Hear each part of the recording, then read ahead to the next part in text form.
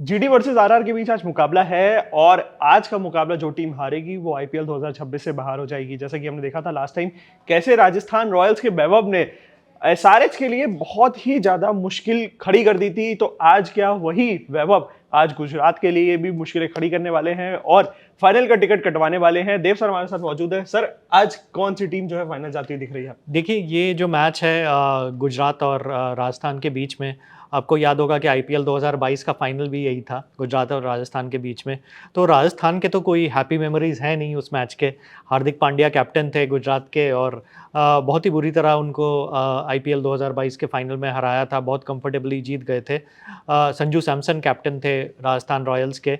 और लेकिन एक डिफरेंस था जो राजस्थान रॉयल्स में नहीं था, वो था ऑब्वियसली वैभव सूर्यवंशी।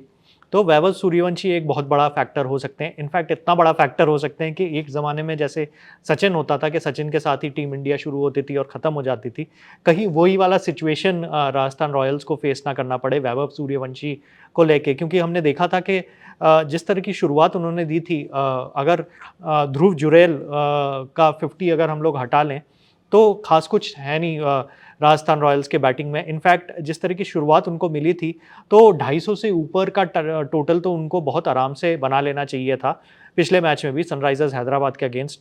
बट वो बना नहीं पाए क्योंकि उनका जो मिडिल ऑर्डर और लोअर ऑर्डर है वो काफ़ी स्ट्रगल कर रहा है। हाँ। काफ़ी स्ट्रगल कर रहा है। रियान पराग का फॉर्म भी ऊपर नीचे जा रहा है, उनकी फिटनेस भी अभी इनफैक्ट इन डाउट है, हैमस्ट्रिंग इंजरी कैरी कर रहे हैं। रविंद्र जडेजा की खुद की फिटनेस अभी इतनी फुली वो फिट है नहीं, जो कि कुमार संगकारा जो हेड कोच हैं राजस्थान रॉयल्स के, उन्होंने भी एडमिट किया था। तो घूम फिर के बात यही आती है कि सारा दारोमदार जो है एक 15 साल के लड़के के ऊपर कंधों पे, 15 साल के लड़के के यंग कंधों के ऊपर है, जो कि वैभव सूर्यवंशी है। वैभव सूर्यवंशी इस मैच में भी कई रिकॉर्ड बना सकते हैं, उनके पास मौका है कि इनफैक्ट फास्टेस्ट एवर बैटर बन सकते हैं जो 100 सिक्सेस मारे आईपीएल में। इनफैक्ट 2 सीज़न के अंदर अंदर किसी ने भी 100 सिक्सेस मारने का रिकॉर्ड पूरा नहीं किया है।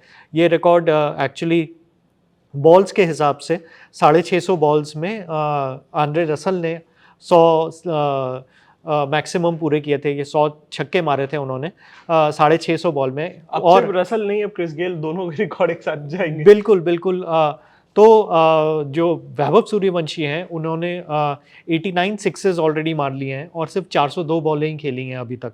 तो आज नहीं तो कल ये रिकॉर्ड तो डेफिनेटली टूटेगा ही। लेकिन फैंस को ये इंतज़ार रहेगा कि ये इस मैच में टूटेगा।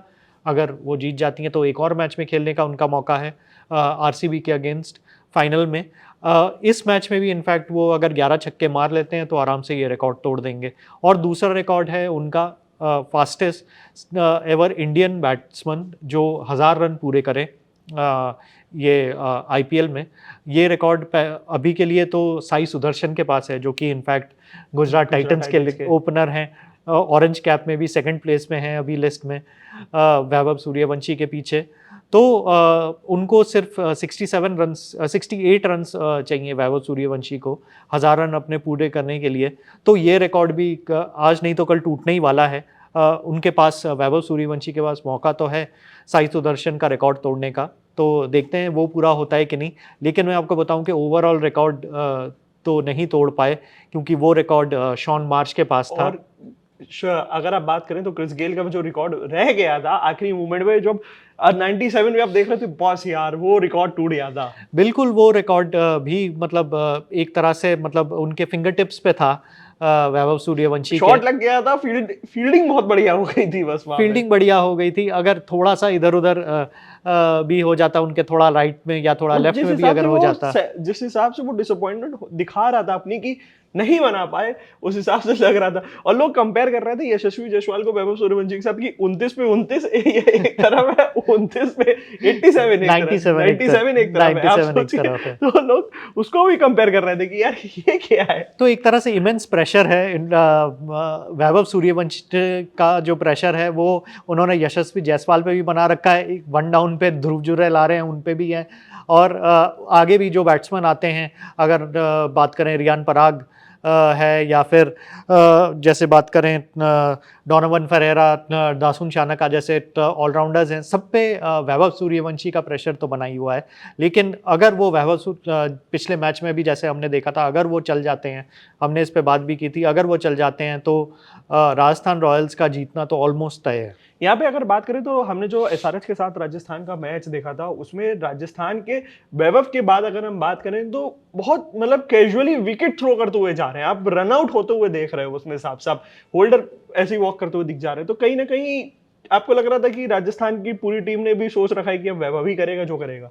देखिए, ऐसा ही कुछ लग रहा है, ये पूरे सीजन में ऐसा ही कुछ लगा है कि वैभव सूर्यवंशी चल गए तो राजस्थान रॉयल्स अलग ही टीम नज़र आती है, और वैभव सूर्यवंशी नहीं चले तो राजस्थान रॉयल्स कंप्लीटली एक्सपोज हो जाती है। In fact even if Riyan Parag चल जाते हैं या ध्रुव जुरैल किसी मैच में चल जाते हैं, लेकिन वो 250 का टोटल और 180 के टोटल के बीच में वो वैभव सूर्यवंशी के नॉक का फ़र्क है। और ये फ़र्क और भी पता चलेगा क्योंकि गुजरात टाइटन्स की बॉलिंग अटैक जो है बहुत ही स्ट्रॉन्ग बॉलिंग अटैक है। Kagiso Rabada currently highest wicket taker हैं, भुवनेश्वर कुमार के साथ 26 विकेट निकाल चुके हैं। उसके अलावा मोहम्मद सिराज हैं, राशिद खान हैं, बहुत अच्छे फॉर्म में हैं इस टाइम पे। जेसन होल्डर उनके जो ऑलराउंडर हैं वो भी विकेट टेकिंग फॉर्म में हैं, बहुत अच्छे। और उसके अलावा उनके जो बैकअप पेसर्स हैं, प्रसिद्ध कृष्णा, एक्सपेंसिव रहे हैं, लेकिन हमें ये नहीं भूलना चाहिए कि पिछले सीज़न पर्पल कैप जीते थे, पर प्रसिद्ध कृष्णा तो प्रेशर हैंडल करना बहुत अच्छे से जानते हैं। तो बॉलिंग अटैक कोई ईजी नहीं होगी, लेकिन यही बात अगर करें तो सनराइजर्स हैदराबाद की बॉलिंग अटैक भी कोई ज़्यादा इजी नहीं थी, जिसको एक बच्चों का खेल बना दिया था। अरे आप पैट कमिंस को देख लो, पैट कमिंस भी अपनी हाफ सेंचुरी बनवा करके जा रहे हैं, बस दिक्कत ये है कि वो बॉलिंग कर रहे थे हाफ सेंचुरी में। ओवरऑल बात करते हैं आज के मैच में, सर बारिश के भी चांसेस है, क्योंकि हम देख रहे हैं जिस हिसाब से नॉर्दर्न इंडिया में बारिश हो रही है, तो क्या बारिश की वजह से मैच वॉश आउट हो सकता है? और अगर बारिश हो जाती है तो क्या पॉइंट्स बटेंगे या फिर एक रिजर्व डे होगा? देखिए, बारिश के चांसेस तो डेफिनेटली हैं, और इनफैक्ट ये भी सुनने में आ रहा है कि शायद हेल स्टॉर्म भी हो सकता है। अगर टाइम पे ऐसा भी हो सकता है कि शायद गेम थोड़ा डिलेड स्टार्ट हो।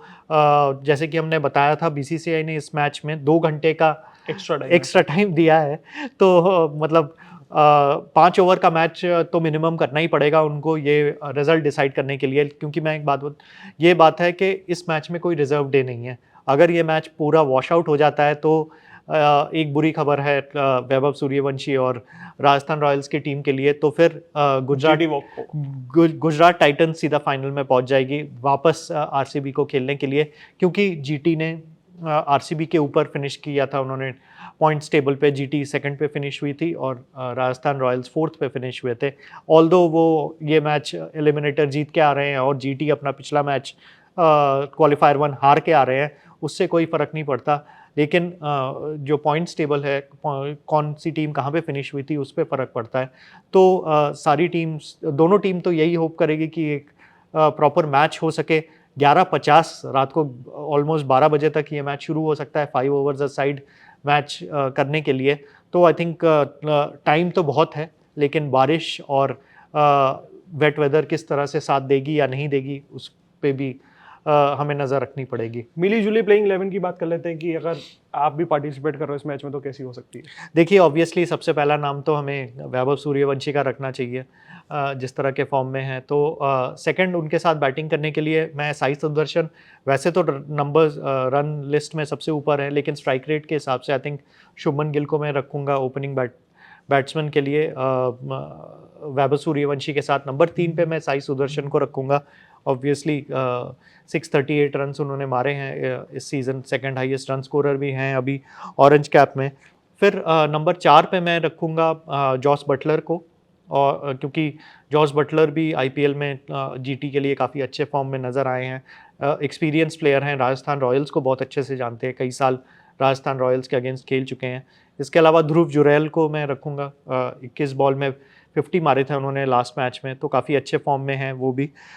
मिडिल ऑर्डर की अगर बात करें तो मैं जेसन होल्डर को और डोनोवन फरेरा को रखूँगा, दोनों बिग हिटिंग बैट्समैन हैं, काफ़ी अच्छे फॉर्म में हैं। मेन स्पिनर में ऑब्वियसली रशीद खान को रखूँगा, बैटिंग भी कर सकते हैं, लेकिन उनकी बॉलिंग इस सीज़न काफ़ी इम्प्रूव हो गई है, विकेट टेकिंग फॉर्म में है। पेस बॉलिंग की अगर बात करें तो ऑब्वियसली खगीजो रबाडा नंबर 1 पे मैं रखूंगा और उनके साथ जोफ्रा आर्चर को रखूंगा। 2 ही विकेट पीछे हैं वो खगीजो रबाडा से। और जोफ्रा आर्चर ने जिस पेस के साथ बॉलिंग की है, 150 के ऊपर की पेस उन्होंने डाली है और अर्ली विकेट्स बहुत निकाले हैं, तो आई थिंक खगीजो रबाडा और जोफ्रा आर्चर मेरे 2 लीड पेस बॉलर्स होंगे। और उनके साथ में मोहम्मद सिराज को रखना चाहूँगा और मैं एक युवा लेग स्पिनर को रखूंगा, यशराज पुंजा को, जिन्होंने रवि बिश्नोई जैसे एक्सपीरियंस लेग स्पिनर को पीछे रख के उन्होंने अपना हाँ, रिकॉर्ड्स अच्छे रहे थे उनकी बॉलिंग काफ़ी अच्छी रही है राजस्थान रॉयल्स के लिए।